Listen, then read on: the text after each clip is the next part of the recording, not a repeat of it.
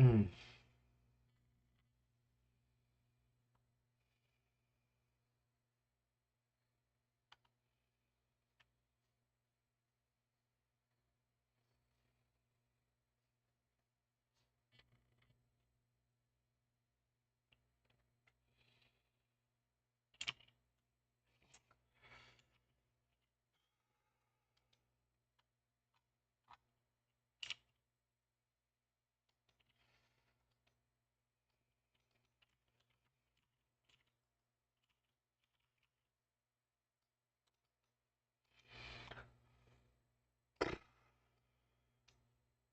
Hi, how are you doing? How is your day going? My day is going good because uh I taught all my classes today morning and afternoon, and now I'm on YouTube and I need to uh make some videos, but I had a lot of fun recording them live yesterday, so I think I'm gonna do that today as well. Probably won't be here for too long today, but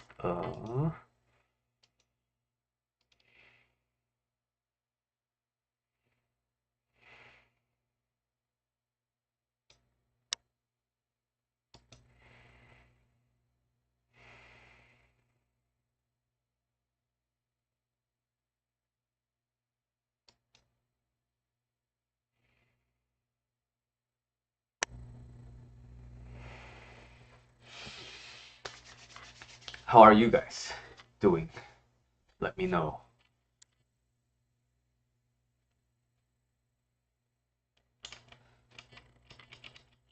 Minecraft. I tried so hard to enjoy Minecraft, but I have a really bad the FPS nausea, so I every time I play Minecraft I have to go throw up. TMI, but Minecraft I really want to enjoy it, but unfortunately I can't. I hope you have fun. The video I shot yesterday, I just have to upload it, but I actually have other YouTube channels, um, that I take care of for other people, and those channels have a lot of videos that I'm uploading right now, so it's gonna have to wait a little bit because, yeah, gotta take care of those first. So that is why. I found something interesting I want to talk about, but now, trying to kind of clean up what I want to say. Hmm. Oh, if you were here a few days ago, there was a person named Corporal Hitman, who joined us on stream. At the time, he said he was looking for a job, but he told me on Discord that he was actually interviewing. No, well, not was. He is interviewing tomorrow. So, yay, good for you. Best of luck for the interview. Gave him some advice over Discord, but wanted to share that with the rest of you. Hey, Kaylee, how are you doing? Any concerts today? Oh, that's right. You live in Orange County. That's why you went to a K-pop concert yesterday. Ah, now it all makes sense. Now it's like finally landing. Okay. Uh, I'm just trying to clean up in my mind what I want to say about this. Uh,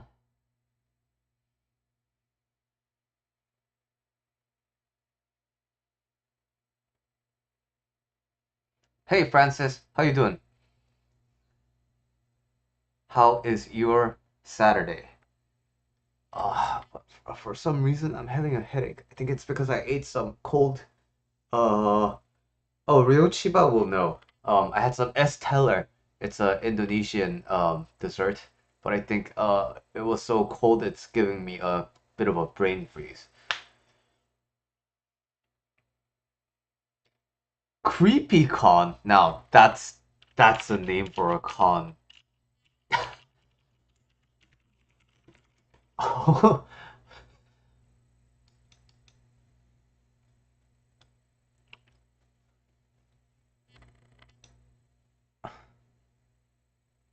Yeah, cold wise, I'm feeling like 90. Yeah, I'm pretty much all good.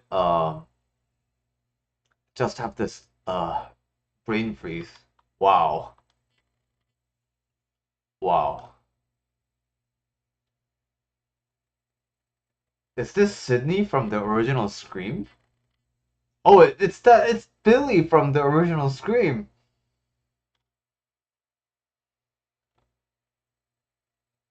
Oh, that's cool.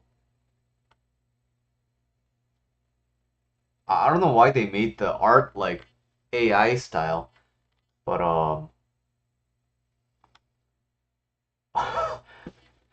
no way. This is Pan's Labyrinth, right? One of my all-time favorite movies. It became a meme in our household, and whenever I wanna like mess with my wife, I go like this.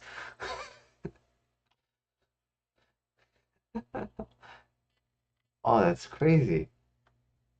It, Neil.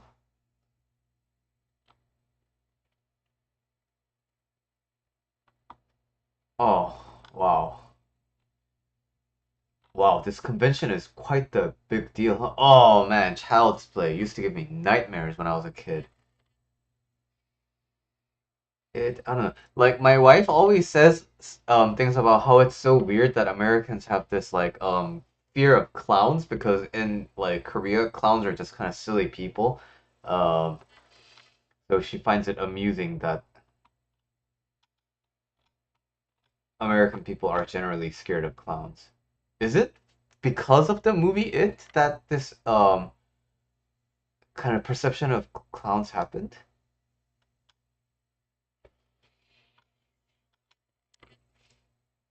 Huh, okay. Well, that was very interesting. Thanks for sharing. The world is just big in ways that I can't really fathom.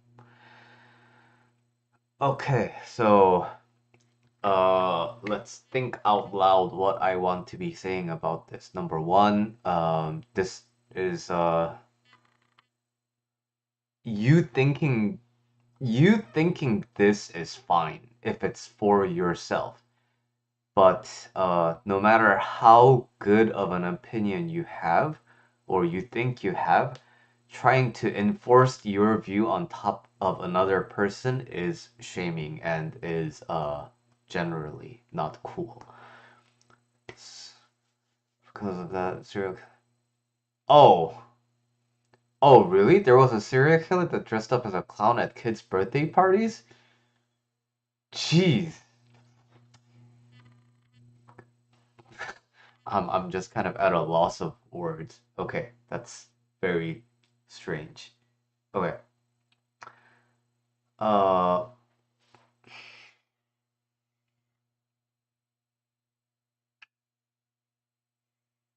I wouldn't say need. Would it be beneficial? Yeah, but need implies that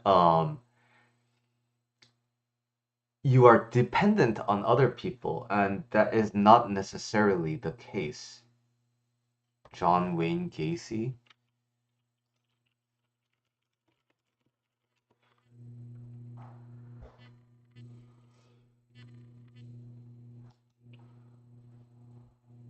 Okay, now I understand.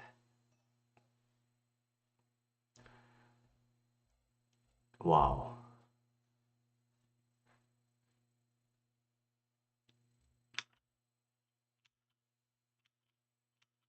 So not to kind of make things really depressing, but there was this sub on Reddit called Morbid Reality, and it had a chronicle of guy who just like I don't know, am I gonna get TOS'd by YouTube because of this? Well, basically, it was about a man who was chronicling his detailed crime plus removal of his own life on Facebook, and it was a screenshotted post, and that gave me a lot to think about life and people like the variance of human experience is just crazy. just trying to think of the last point.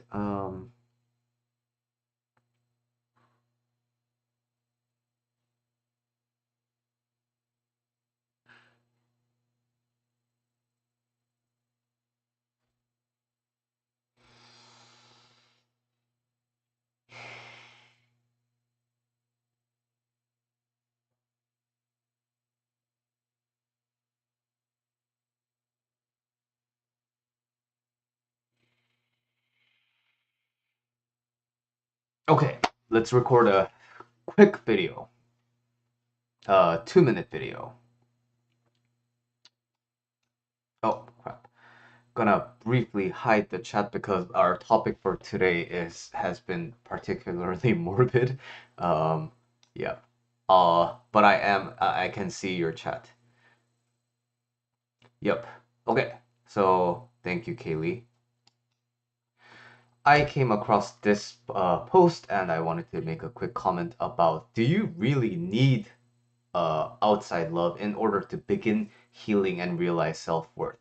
I think number one, first thing I want to say about this particular comic strip is that you can have all these good opinions about life, right? And I'm clearly full of them. But the thing is, as much as it makes sense for me, not everybody in the world is kind of on the same page as you. So when you start enforcing views that are really good for you, like when you start enforcing it onto other people, it just becomes the same as shame because you're basically saying whatever they're doing is wrong and what you're doing is right. It may be right for you, but it may not apply to them. So no matter what kind of a good advice you have, it's always accepted when it's consensual and when the other person is willing and ready to take what you offer. It can't, if you're just shoving your ideas onto other people, there's no difference between you and a narcissist. That's one thing to keep in mind of. Number two, does it help if you get outside love? It does. But the thing is, I wouldn't personally classify it as a need. Because in order to find happiness in your life, all you really need is an awakening. The awakening that every experience, everything that exists, every perception, every mental internal representation you have is inherently up to perspective. Nothing is good, nothing is bad in a vacuum. Everything is relative and in a perspective. When you can come to truly integrate terms with that, then even the things that hurt you so much, even the things that seem to devalue you, when you can realize even those are up to perspective. And so when your scars look like scars on the current perspective, but over time, it just becomes a new patch of skin, just like that. When you can see reality is up to your interpretation, you can get to loving yourself. But now, is it greatly aided by the existence of other people helping you? Yes. But just because you don't have people like that around you, I don't want you to be discouraged. Well, at least I'm here. I may not be there for you in person, but I'm here with you talking about these things, right? So, that's what I wanted to say about this. See you in the next video. Cool. There's video number one. Uh, no, it's just that it's less about remembering, but more about trying to be a little bit.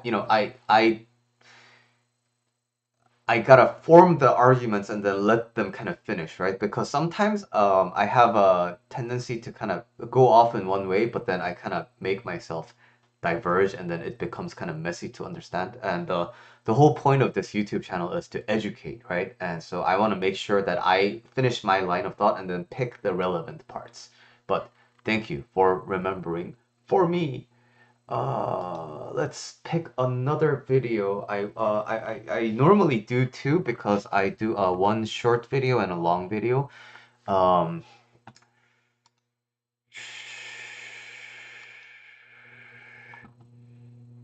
but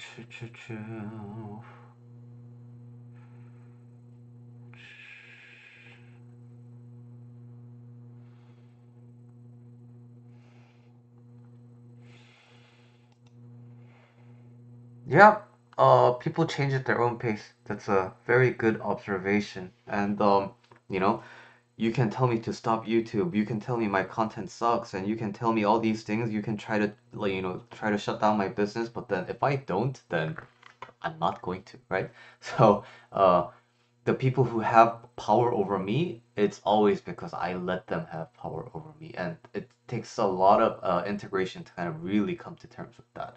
It does make sense. Mm, okay, actually, I sent an email and I got a viewer question about it. So let's try and talk about this in a at length. Mm,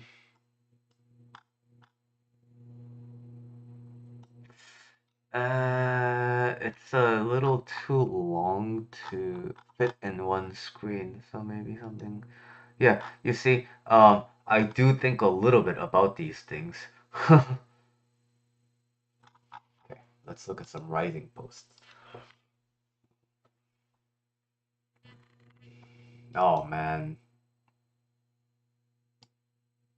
yeah, I totally resonate with this.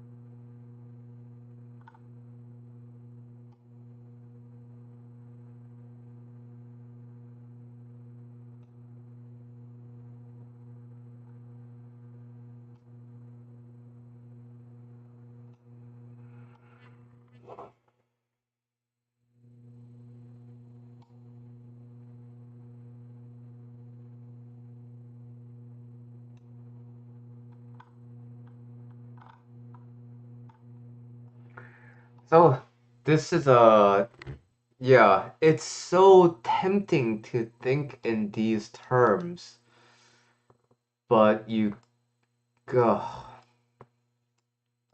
I'm this is just hard hitting for me because I totally used to think like this.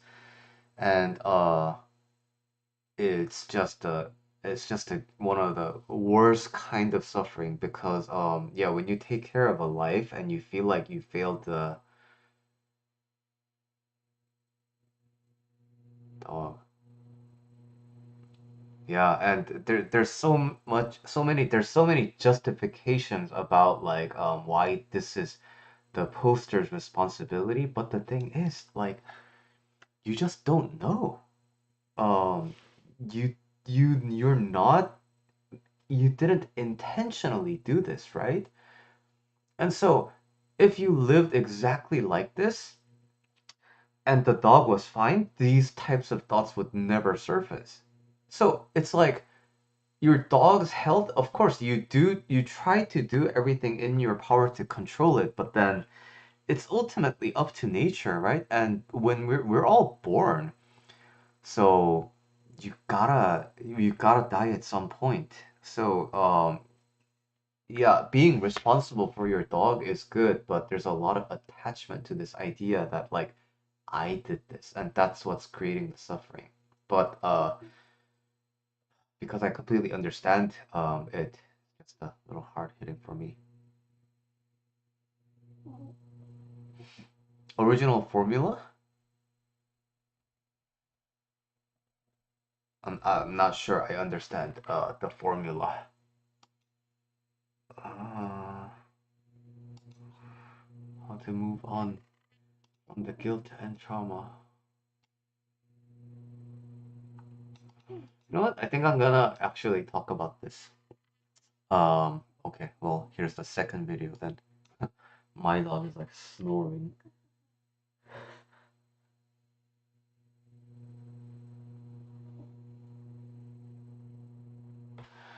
Okay, so let's clear up what I want to say.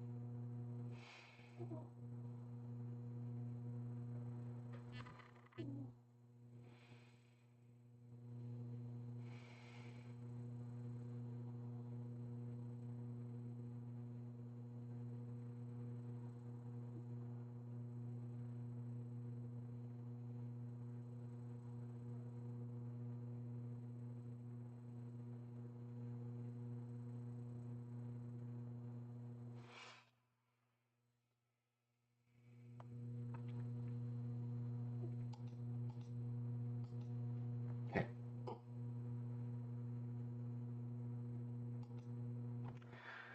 As a dog owner and as someone who in the past hasn't taken good care of a pet, I completely resonate with this feeling of feeling like you failed your pet and how it's all your responsibility.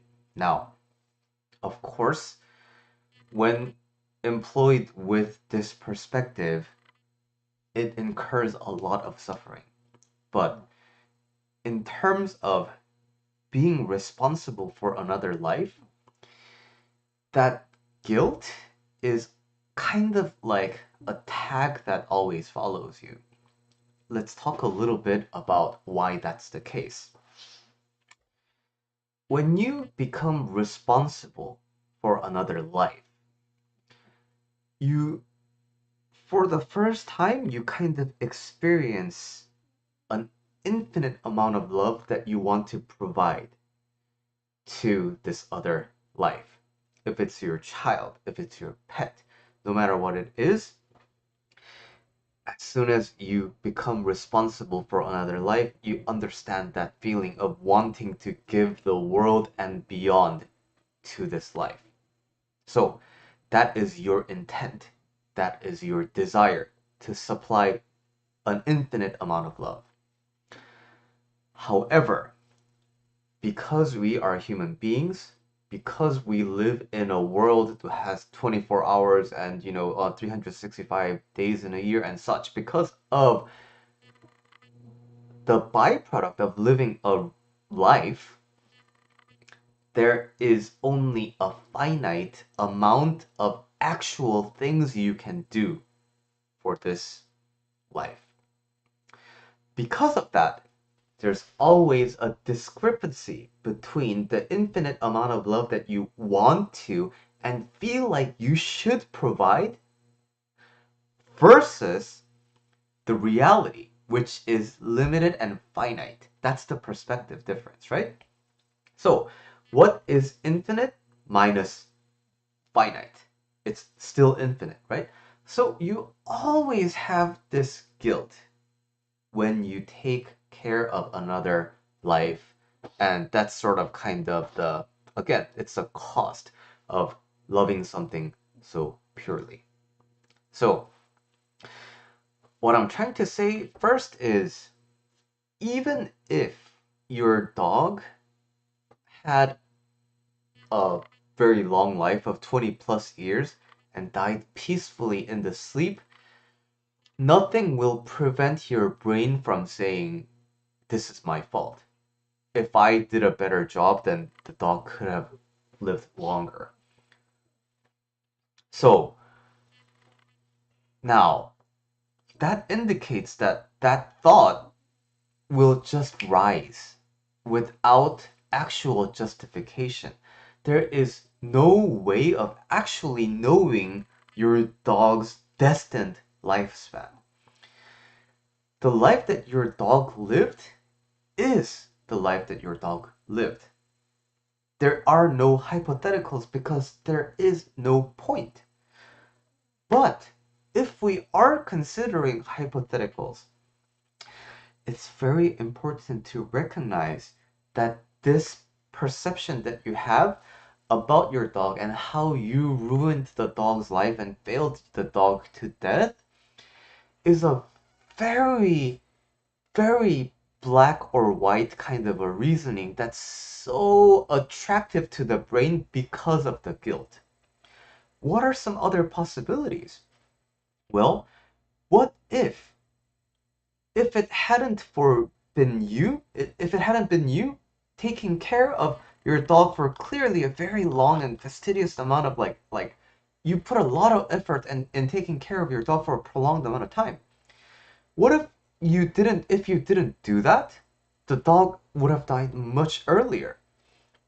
And what if because of this your dog was able to have a prolonged amount of life and time on this earth? What if it wasn't for you, if you weren't the, caretaker for this dog, what if your dog went to a abusive person? What if your dog, you never knew about it but had a genetic condition? What if you take excellent care of your dog by putting everything aside, but then the dog just gets attacked by another neighborhood dog or a coyote and passes? You just never know the infinite amount of possibilities that can happen. What if something happens to you, knock on wood? There's all these possibilities in life. Some you may consider good, some you may consider bad. That is reality. That is true reality if you look at the infinite possibilities. So you're cherry picking the perspective that fits the guilt the most. Because, again, the guilt is something that just naturally arises because of the discrepancy between the amount of love that you want to provide but actually can provide. Moreover, this is all hindsight, right? You don't actually, like, at the time you were living in 2020, 2021, 2022, you didn't know, you had no idea things would unfold this way. So, you are doing it right now, but if you blame yourself for things that you didn't know, you have to understand it serves no real purpose but just to make you suffer. But the thing is, in this situation, it's so attractive to want to suffer because it feels like you're punishing yourself. And when you punish yourself, it feels like you're absolving yourself of this sin, this mortal sin that you have committed against this really innocent life. But you have to understand, reality is just what happened. What happened is, to the best of your ability, you took care of your dog. And because of that, your dog lived until 16 years old. And throughout the time, you were there by its side. You didn't abandon it. You were always trying your best to take care of this dog. That is the only thing that happened. Your dog wasn't destined to an infinite amount of life. Your dog and you and every living person will die because that is just the price tag that comes with life. So you did your best, and what was supposed to happen happened in one form. But again, everything is up to perspective and interpretation. So I want to give you a new, different perspective that can potentially give you solace. In the Heart Sutra, which is a Buddhist sutra, there is a phrase that goes like, there is no life and there is no death. What does that mean?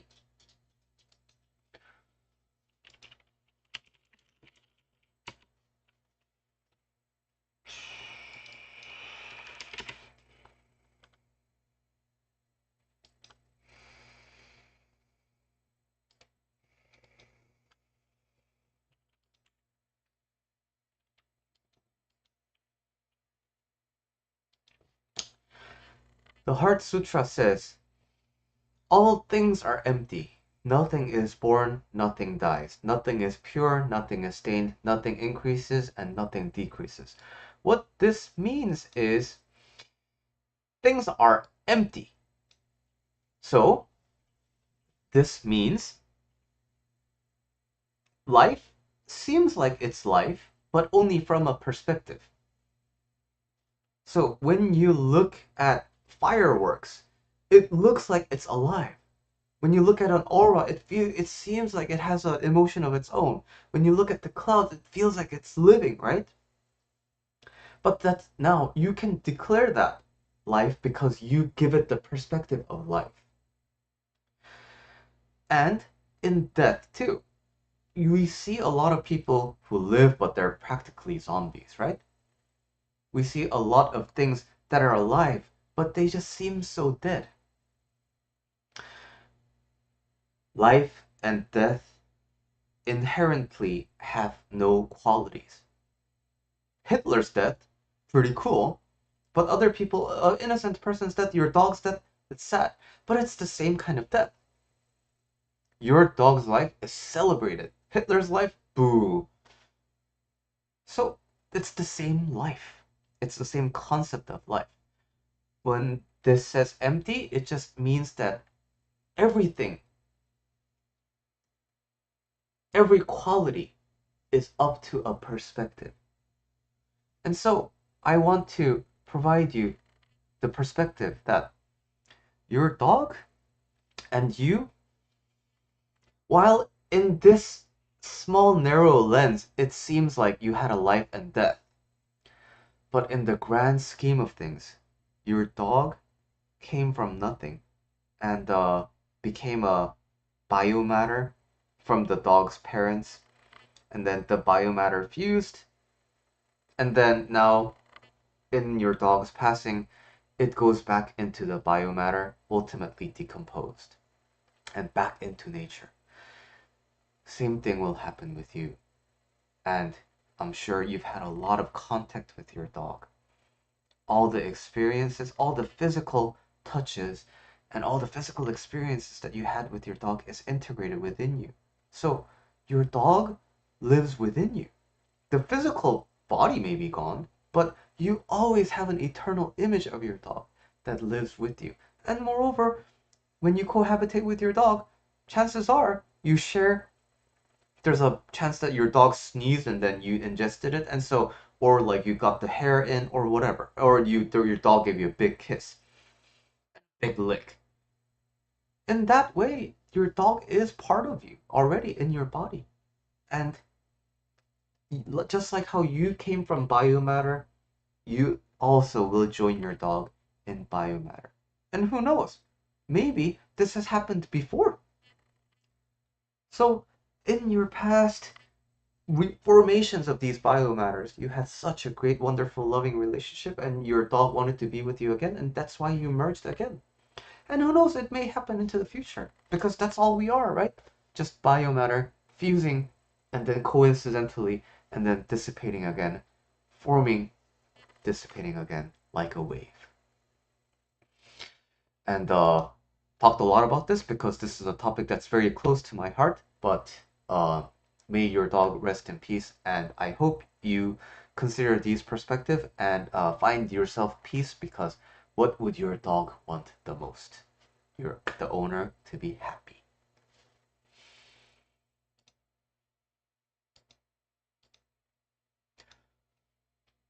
Okay, those were the two videos for today. Hmm. Bummer Town, but it's only Bummer Town when I consider it Bummer Town, because nothing has any inherent qualities to it. And that perspective is such a liberating perspective, because it's so liberating from pain and suffering. Do you think that if all humans were born without egos, would the world be a better place, a safer place? Yeah, I mean, like,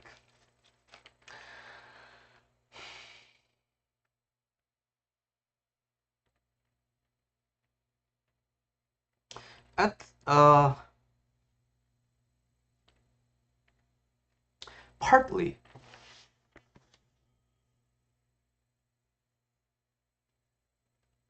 Well, number one, the question predicates that there is a better world and there is a world's worse world. The world just is, and it's everything's up to your perspective, right?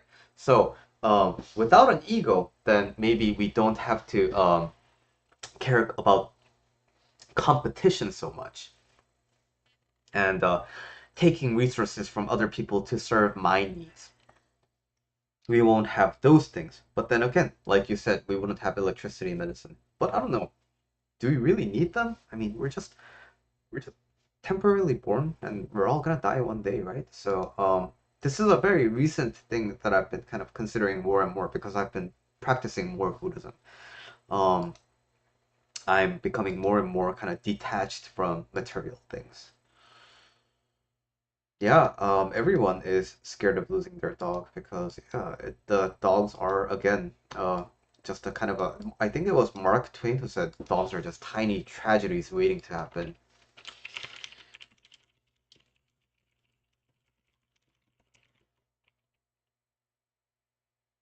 Oh, it's George Carlin. Every pet is a tiny tragedy waiting to happen. Yeah, I mean, but then again, I guess you could think that, but I want you to, if you're regularly watching my stuff, I really want you to always keep in the back of your mind that everything is void. Nothing has inherent qualities to it. And it's all up to how you view it. It's such a wonderful perspective. And then there are people who are like, oh, that's copium and blah, blah, blah, blah. But then now, like, okay, but I'm much happier thinking that I can make my own reality while you think life is supposed to be doomed. So, uh, all the power to you.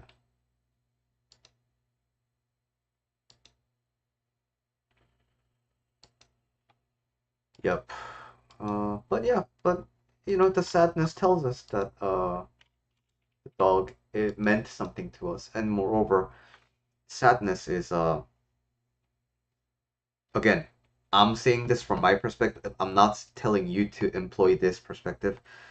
Sadness is just a feeling that occurs in the body, and the more sadness you attribute to it, the more actually sad it becomes. But then when you just recognize that, oh, there's a feeling of sadness occurring, and then you just let it pass, it just becomes the same as any other experience. And but again, I mean, this kind of um integration is achieved with a lot of meditation. It's been about like 2, 3 months since I started meditating every day, so that's sort of about how much it took for me to kind of get to this state of like just really not being detached for the sake of detaching, but like actually seeing through things of like, oh, that was my perspective instead of like my actual thoughts. Yeah, we probably wouldn't care about living for so long and never dying. Yeah. I mean, we're all gonna die. And like, you know what? Not dying is gonna suck. I really think I can I'm not depressed or like anything. I truly think I can really accept my mortality now. And yeah, again, it's like comes after months and months and months of meditation.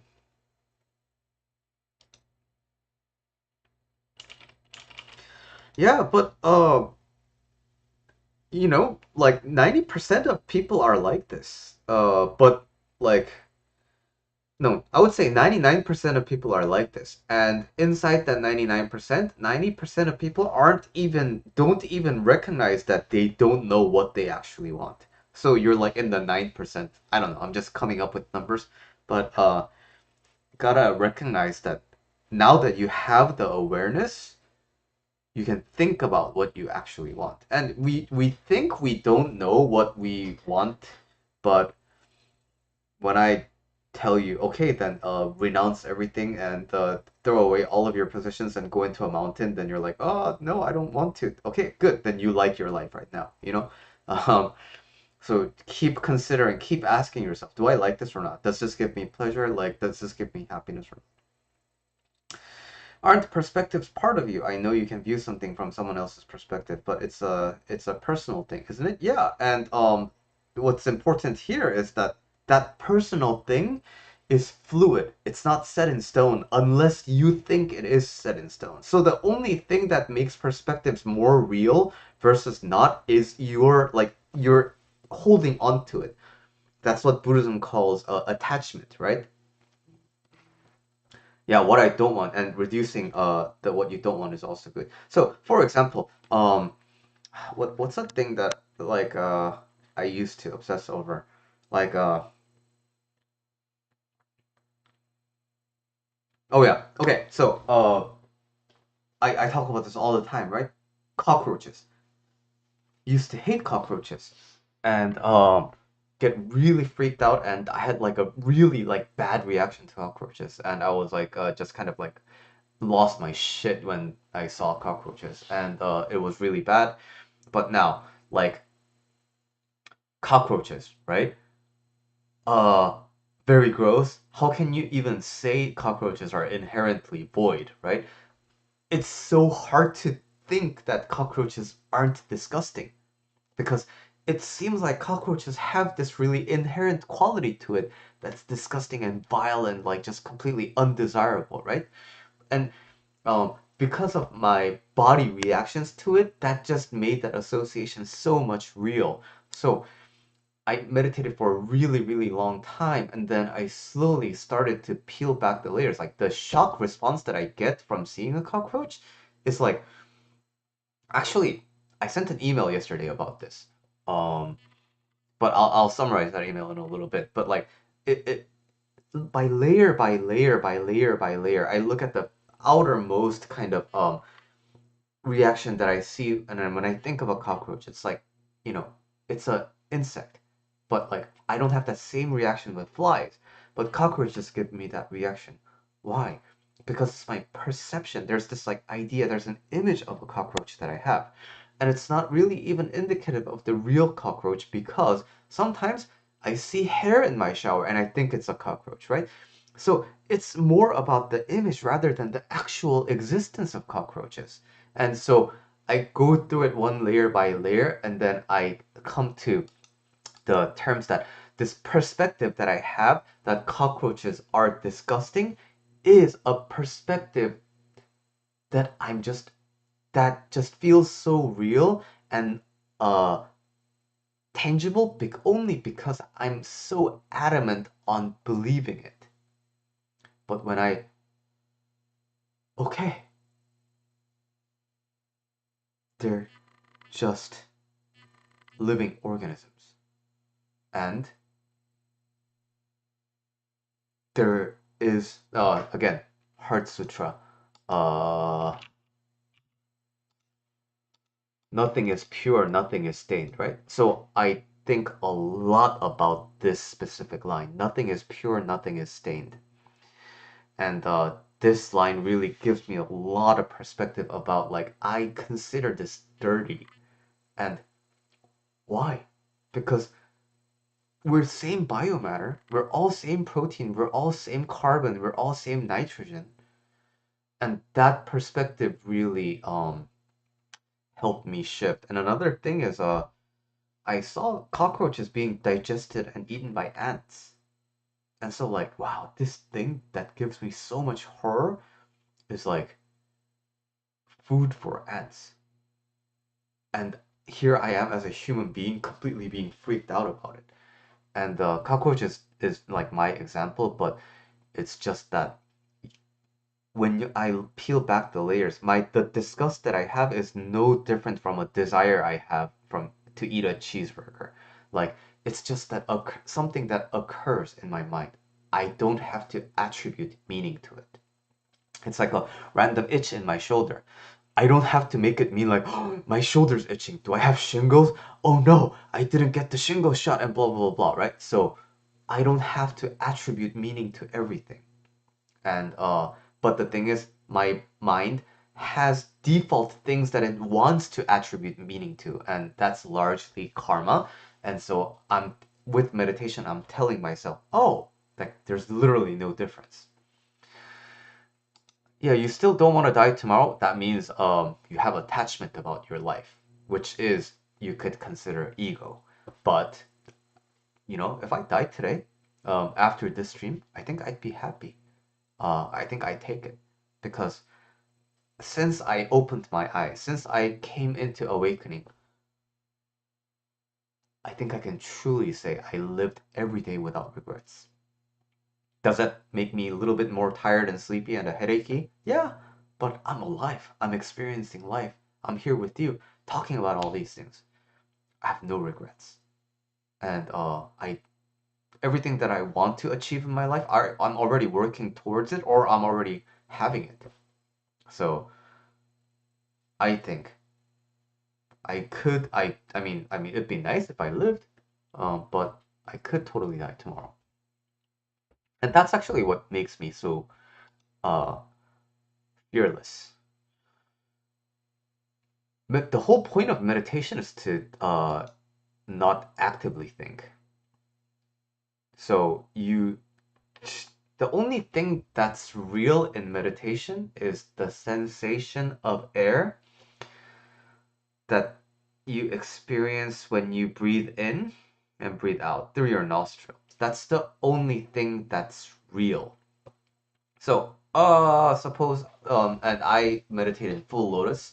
So I'm in the full lotus position and I'm meditating. And when you do full lotus, ankle hurts, knee hurts, hip hurts, back hurts, everywhere hurts, right? But now, when you let the hurt be real, then you have to stop meditation, stretch out your legs, and then try again, and then this is uncomfortable, switch seats, and then yeah, and you know what? I'm gonna get a glass of water, and then if I make everything real, I can't meditate. So I when I meditate, start full lotus. Okay, I'm started. At first, it's like all these thoughts racing, but then okay, but none of that matters because I have nothing to do. I have nothing to think. I'm the most relaxed. I'm the most zen person in the world right now because I don't need to do anything other than breathe. And then again, like AC will come out or heater will come out, and then I may want to sneeze, but it's just that. But if I act on it, then I follow it, right? No, I just notice it. Oh, I want to sneeze, and then come back.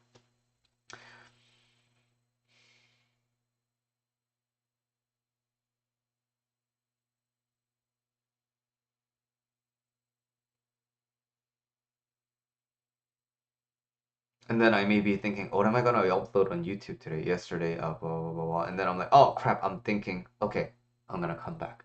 It's okay to like catch yourself mid thought as long as you practice coming back. Some days I'm like thinking of jujitsu. I'm like, okay, so if I get the guy here, then I move, and then like I can feel my ribs tensing up, and then I'm like, oh crap, I was thinking of jujitsu, and come back to the breath.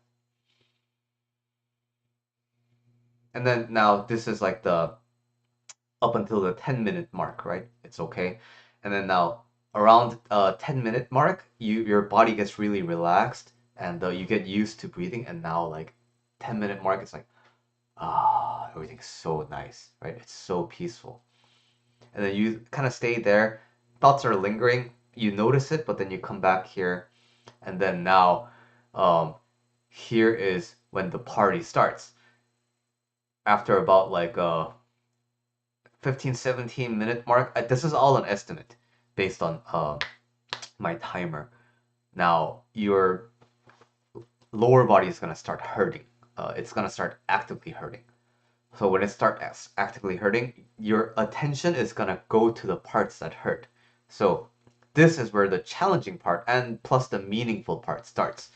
And so it hurts, but it's okay. I'm not going to die. So I'm going to come back to here. And then my ankle is gonna demand attention, but it's okay. So I come back. Knee, come back. back, come back. And then um, that takes a little bit, but you just come back to this. Just intentionally come back to this. And then around the 22, 25-minute mark, there's a second wave. This is all my experience. There's a second wave of just being one with the pain. Like, pain can exist, but you're here. And that's like the second wave of like what we call samadhi. Like just complete peace. And then that again lasts for like 5, 7 minutes, and then now the third wave of pain. I haven't been able to progress after that. Third wave is usually when I start to cry and then have to stop. The longest I went is 40 minutes, but every few days I try to do at least 20. But in general, because I have a lot of things to do in the morning, I do at least 5. But whenever I can, I try to go at least 20 minutes. On Sundays and weekends, I try to go for 30 minutes plus. But I will say, meditation is really hard. But there's just some things that only truly make sense when you're meditating because it's so painful and it's so challenging that I feel like, wow, I, I I'm so stressed right now. But all I'm doing is sitting down. But I'm so stressed. And then I'm so grateful because I get to overcome this stress without actually experiencing it with real reasons in the world. I get to emulate it. I get to stress myself up to this point so I can practice coming back. And nothing happened. So there's nothing happened, but I overcame something. Usually because people learn after making rash decisions, after making like rushed you know, impulse, emotional reactions out of like heightened emotional states, right? But I was able to do this just by myself, and then I become so grateful. I'm like really thankful, like just start smiling, and yeah, it all sounds super bogus when you don't do it, but when you meditate, you just understand. Uh, how long does it usually take to do your 108 bows every morning? When I first started, it took like 45 minutes because I took so many breaks because it was so tormenting and it hurt so much. These days, 20, 25 minutes. You, you with the 108 bows, you just gotta turn off your brain. Yeah, I think it's a form of active meditation versus passive meditation, and I think I recommend both with coaching because without coaching, they just become practices and exercises. You're not integrating anything. So with coaching, you find out where your attachments are, and during the bows and during the meditation, when you're really stressed, you try to integrate coming back. You try to integrate moving against the desire to stop and accessing your will. Uh, 108 is a symbolic number that came from Hindu principles and then it got transferred over to Buddhism. But it's basically the number of reasons why you can suffer. And the point is that with every bow, you are washing away one type of suffering.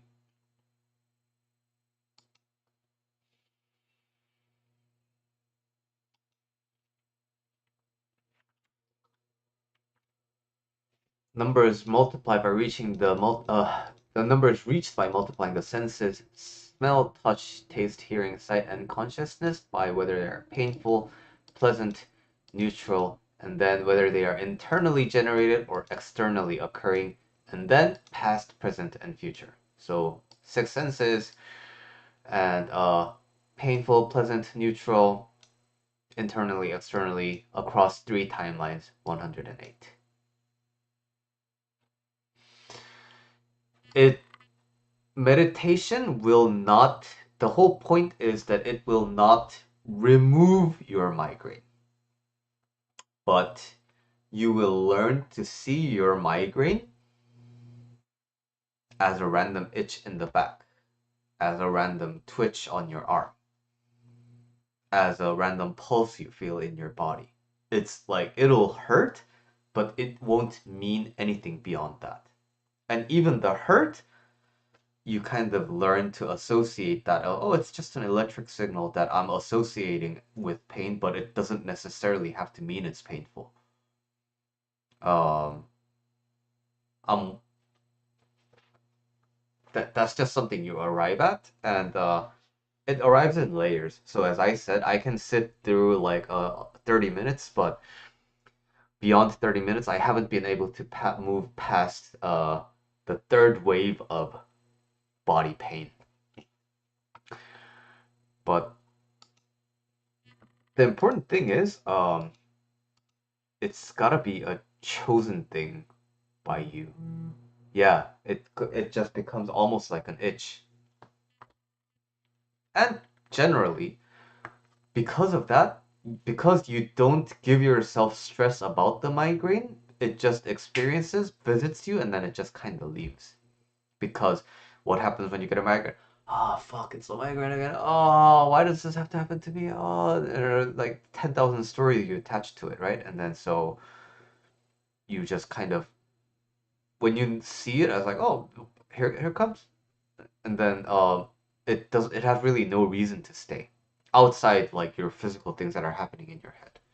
So that's sort of the point. But again, I could try and convince you that it's good, but if you don't willingly choose it, you're not gonna be able to sustain it because it's not easy. It's very painful. It hurts a lot, and there are so many reasons related to comfort to not do it. And most of the times, that comfort will want to win. So if your life is fine, you let comfort win, right? Because if your life is okay, then you don't need to. But for me, I wanted to be truly in ownership of my life. That's why I willingly chose this. Nobody is forcing me to do these things at 6 a.m. It's my choice. That's why I'm able to do it every day, even when I'm sick, even when I'm traveling.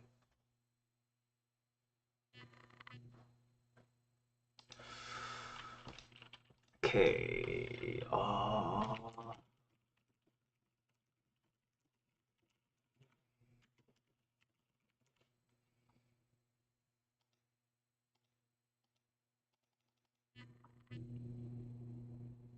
Yeah. Um, if you're interested, you can try. But uh, what time do you usually wake up?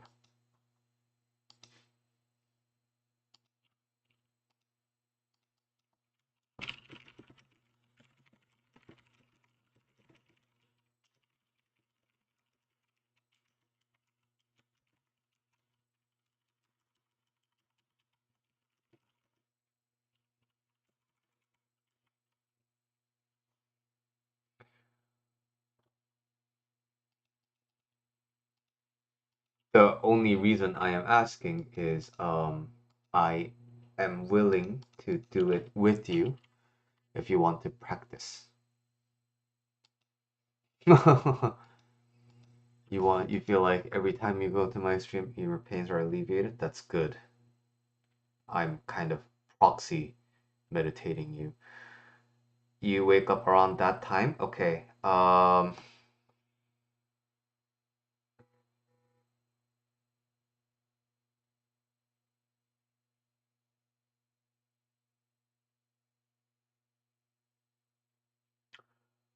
On Monday, if you are willing to, I have a client at 9 a.m., but if you're willing to wake up at 8:30 a.m. and meet me on Discord, I'll meditate with you, and you can just kind of see what it's like.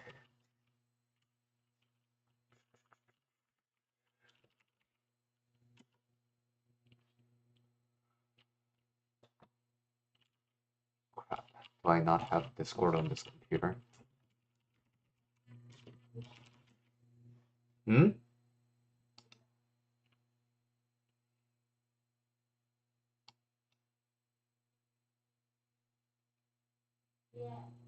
뭐가? 아, 내 목소리? 아니 지금 내 밤이라 갖고 목소리가 갈락한다.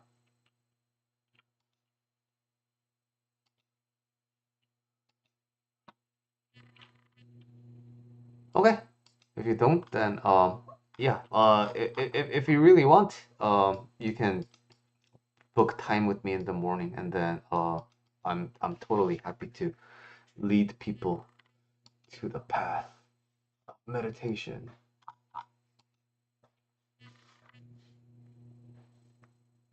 The real Rion or Ryan sending me love. Thank you.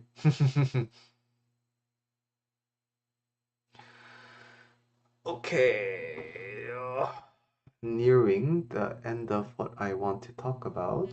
So, I have a client tomorrow at 7 a.m. and got some seminars to go to for Jiu-Jitsu.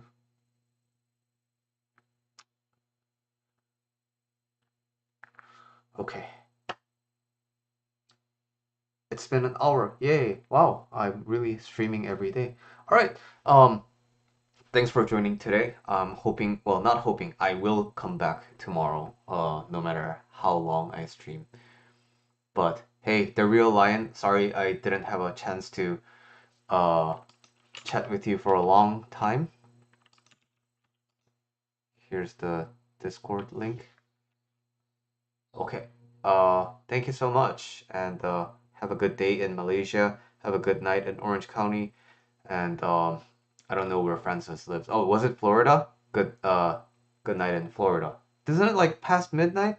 Man, I can't remember the last time I stayed up past midnight because now I go to sleep so early because of waking up at 6 a.m.